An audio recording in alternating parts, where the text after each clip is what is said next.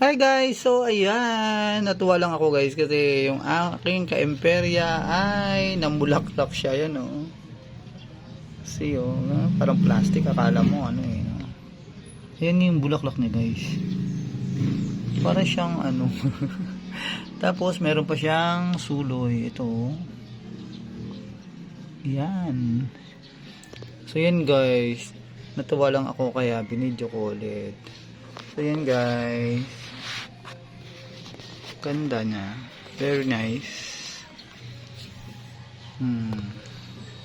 So yan guys, yung ka-Imperia kasi ngayon nangunguleksyon ako nito.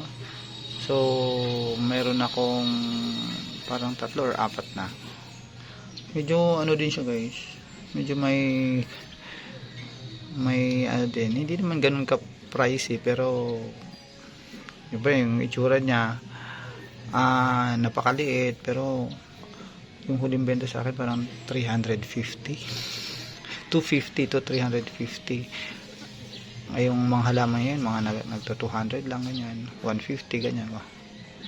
So yan, so ito ay nagulat lang ako kasi hindi ko na-expect na mamumulaklak siya. Mga 2 dahon pa lang may bulaklak na ganito pala siya. So yan guys, so ito ay ka-Emperia,